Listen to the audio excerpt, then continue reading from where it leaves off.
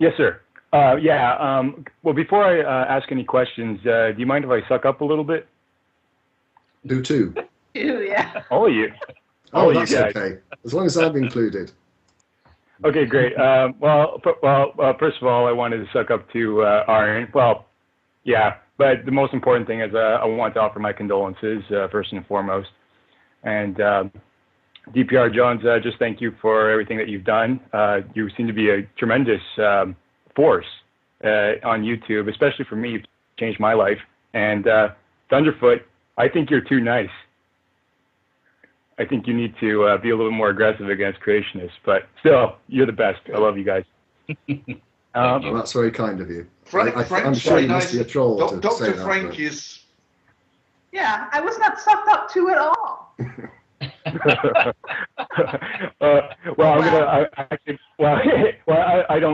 I never heard of you, Dr. Frank. I'm sorry, but I love you.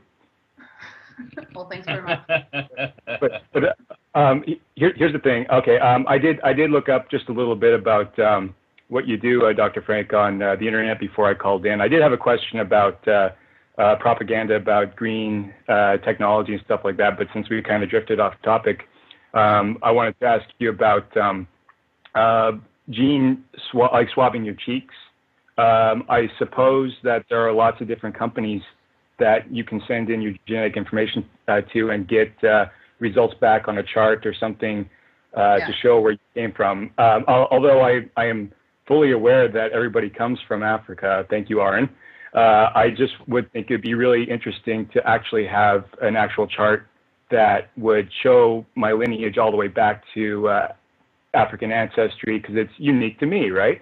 But my only problem is I'm skeptical that something like that could easily be just made up. Like, I could just draw a bunch of lines on a piece of paper, and it doesn't necessarily mean that it's legitimate. What companies are legitimate genetic tracers to find out whether you actually came from Africa, et cetera? Is there a company that you endorse to send in your genetic information to, is what I'm asking?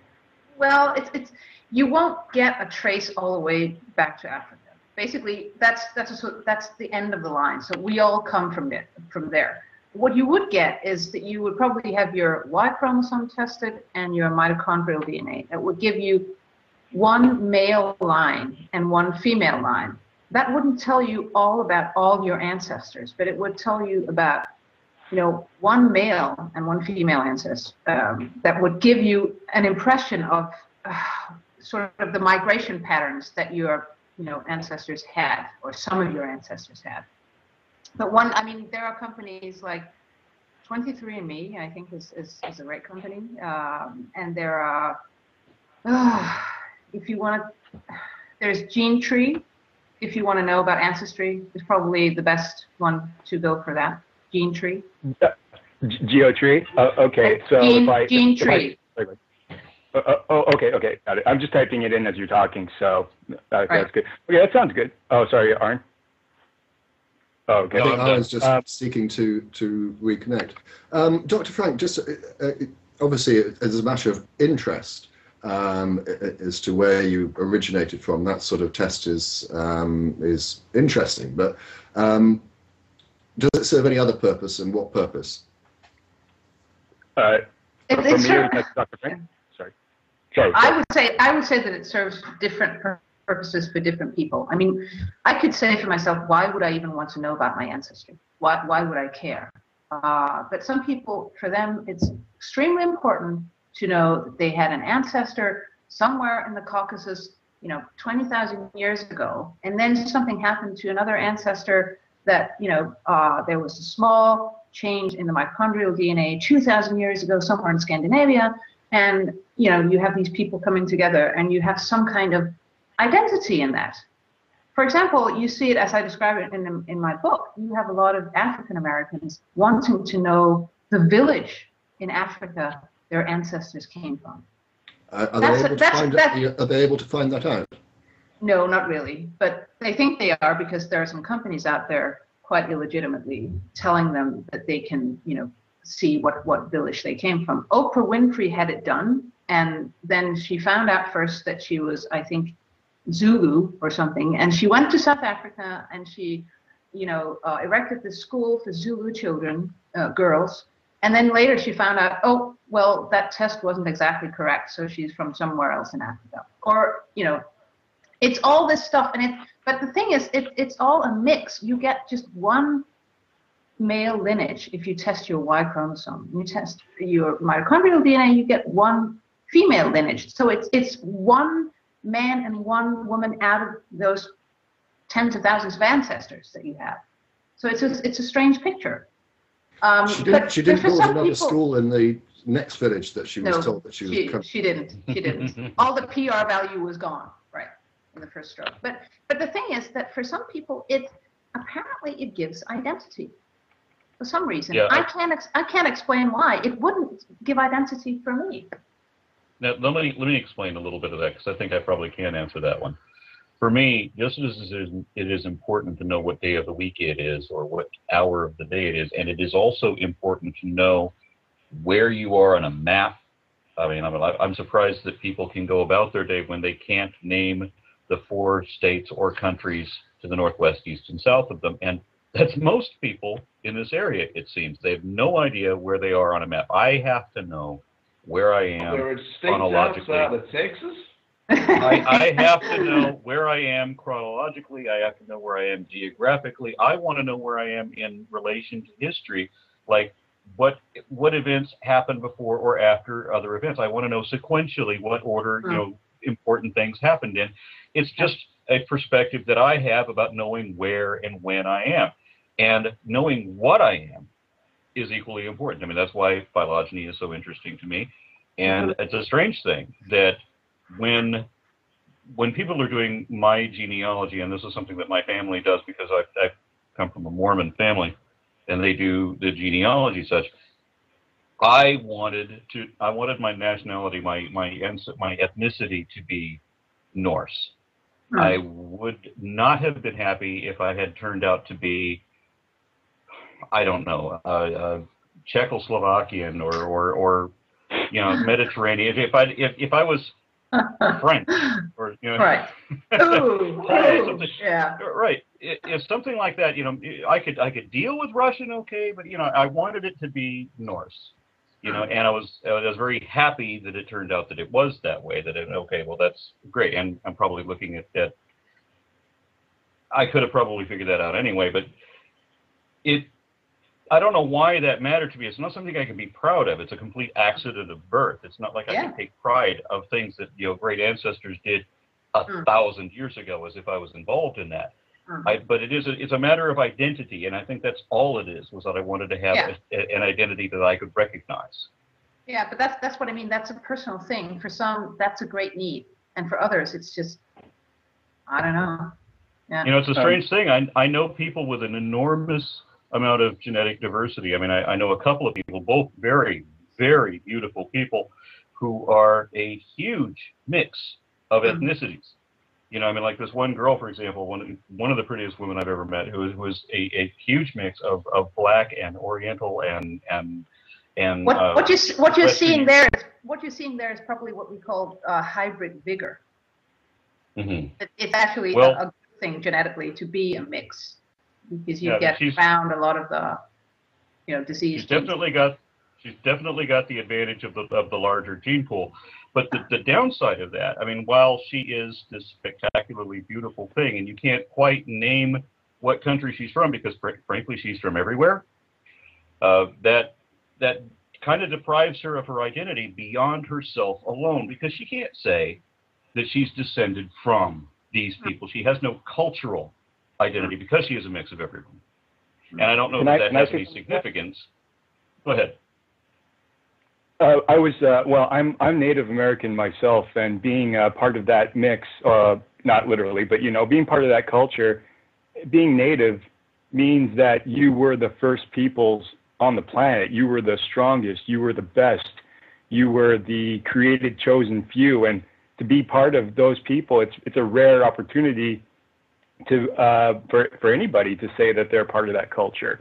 So ignoring that was difficult for me, becoming an atheist, because I felt like I was throwing away a dying culture by no longer wanting to be associating myself with native culture and genealogy. I'd rather just be labeled a human being and settle with that. You should have become a Mormon, and then you would have been able to claim that you were one of the lost tribes of Israel. That would have been even less people that would have been chosen. Yeah, somebody mentioned in the news group, Holly Berry, for example. Yes, she's a spectacular example. The first movie that she did was at the Flintstones. She did the live-action Flintstones movie. When I first saw her, I decided then and there, I'm going to see every movie that woman is ever in. I'm done. Go ahead. All right. More questions? Did you have anything else, yeah. Spidey, or I'm going to take the next caller? Okay, thanks a lot, guys. Love you all. I love you too, Dr. Lauren. Thanks. Thank you very much indeed. It was a belated brown-nosing of Dr. Frank, but better late than never. Okay, we're going to take Oliver next. Thunder. Let's bring in the next person. I remembered what you talked about with finances when Dr. Frank was talking about the Oprah, essentially sort of how shall we say, being misinformed into believing the science told us something that it doesn't. And that's that when you are dealing with a largely scientifically literate populace, there is actually a very large market in selling essentially magic beans to these people, you know, homeopathy and all this sort of thing. Yeah. They're all essentially magic beans. Right. And it's worth billions of dollars.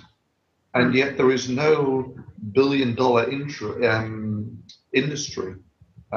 involved in countering this. And this is why I think people like Concordance, who I think is not here today because, you know, he had another one of these videos against electronic cigarettes flagged. You know, he gets flagged. So he does videos against pseudoscience. And his value is, you know, the contribution that he makes is significant, but he's essentially doing it off his own back. So, yeah, if you're in the chat, I'd really appreciate it if you can go over to Concordance's channel sometime, leave him a message saying that you strongly support what he does, because it's depressing and being flagged by these jerks.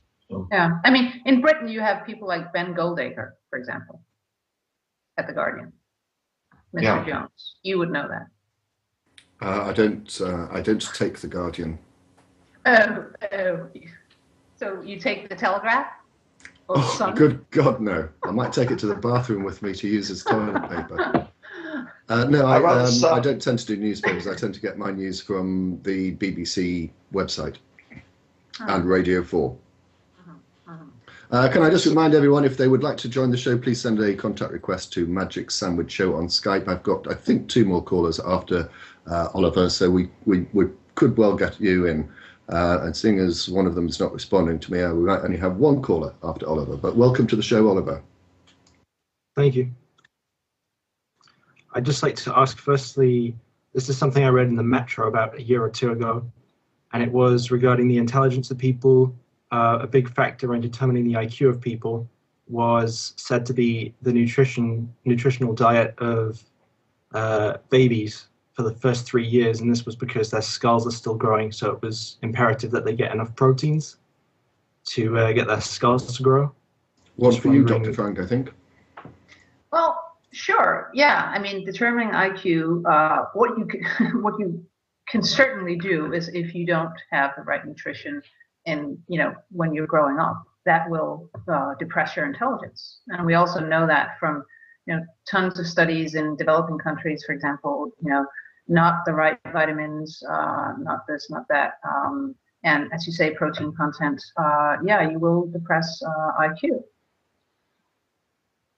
Certainly. Yeah, I think it's one of those things that the humans are one of these creatures where the brain sort of continues growing up to you're about, I don't know, end of adolescence, so I don't know, 18 or something. Actually, it develops till you're about 28, I think, in fact. Okay, yeah, but all of the time it's developing, it's very sensitive to the environment. It's the same sort of thing. All these developmental trajectories are much more sensitive to the environment, which is why women drinking during pregnancy can be such a problem. The earlier you screw up these developmental trajectories, the larger the outcome you can have in the end. But anything that you do with your brain whilst it's developing is going to have a significant outcome at the end. I think a really great study that's been done on that, where you can see it, is that we know from tons of IQ studies that if you take, middle-class people, you will find that the heritability of their IQ as adults is about 60, 70, 80% even, depending on when you measure it. So the heritability rises, in fact. But if you go and measure among people who grew up in really poor neighborhoods in the US, and Eric Turkheim, a psychologist, has done this, and what he sees is that then you have a heritability of 20%, because you have environment sort of overriding a lot of genetic effects because the environment was so bad. And that's both nutrition and probably all sorts of psychological deprivations and whatever. So when you hear about the high heritability of IQ, it's, you have to remember that that's with, nice middle-class people who didn't suffer abuse and who didn't suffer, other kinds of bad environmental factors. Can I ask a really dumb question? And I'm able to do so because obviously I'm scientifically illiterate. I'd always been taught or understood that you are born with a certain number of brain cells and that's it, you don't get any more. But from what you're saying, when you say the brain carries on developing until 28, do you mean it's expanding, it's growing, it's getting more brain cells? Or if not, what do you mean by developing? Well, it's developing in the way that yes, you are expanding your number of brain cells, and you are at some points you're actually pruning connections. You have sprouting of connections at some developmental stages, and then you have pruning again, which means that you sort of save the right or the most used connections that you have. But you have this whole plasticity going on all the time, and you but have. Do the number of cells actually increase? I was getting to that. I'm sorry, Mr. Jones. I was just going to say that you have certain brain areas that will keep producing neurons throughout your life.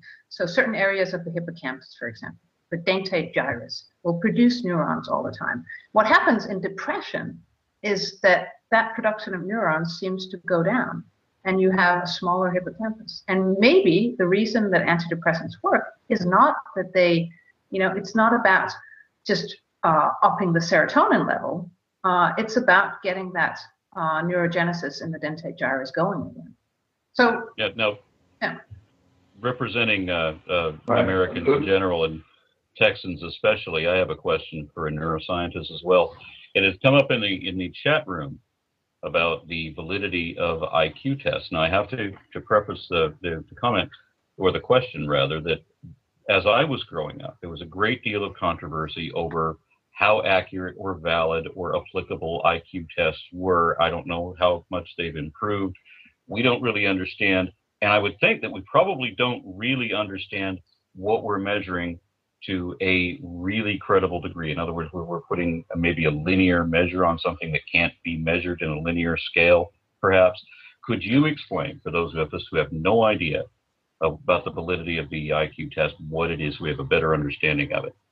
Well, if you take modern IQ tests, Wechsler and other IQ tests, that will not give you just one number, but actually several. You can then boil that down to an IQ number.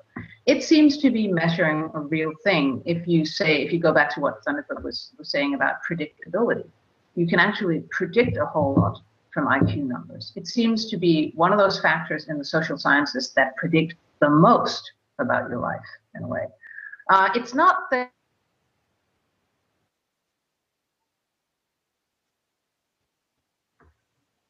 we lost kind of that how many horsepower does the engine have?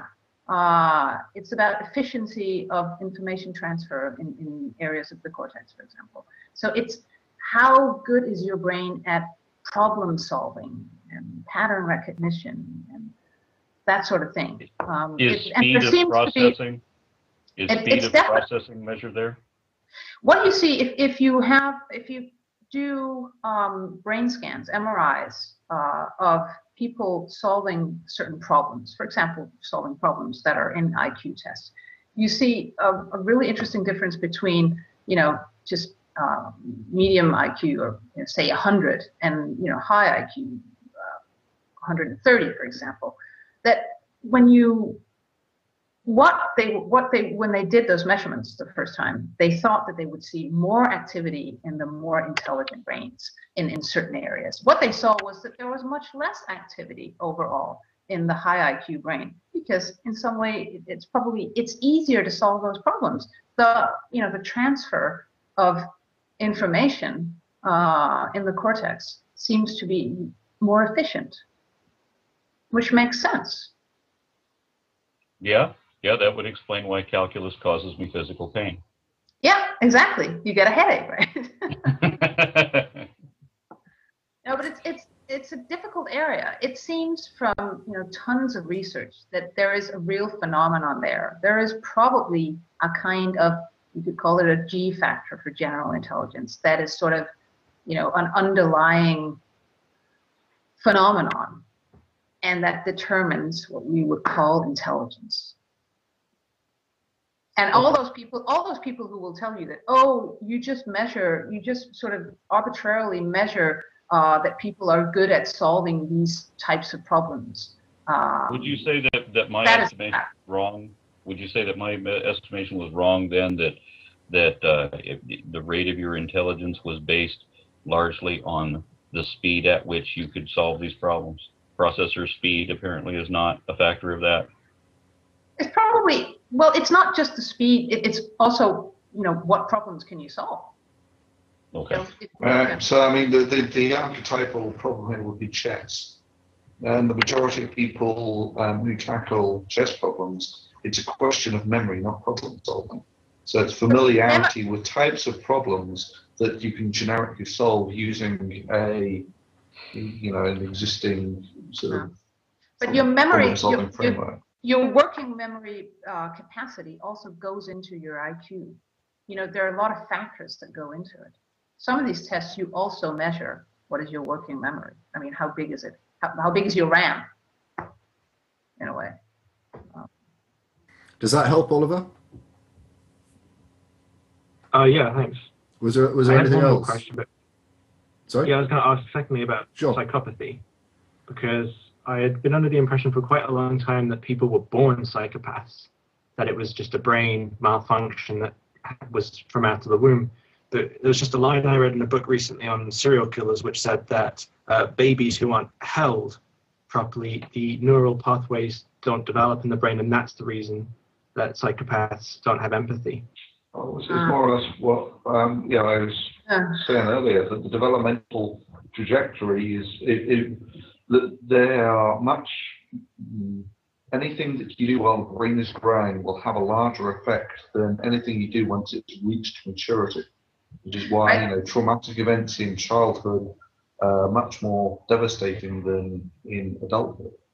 I think an you could obvious say example would be the girl who was kept by her father in Austria in a cellar from birth until she was in her 20s before she actually managed to come out. Now, obviously, she's going to be a quite different person as a result of that upbringing than she would be if she'd had any different one, isn't she? I mean, I think the environmental effects of upbringing are pretty clear to see. Dr. Frank, I think I interrupted you.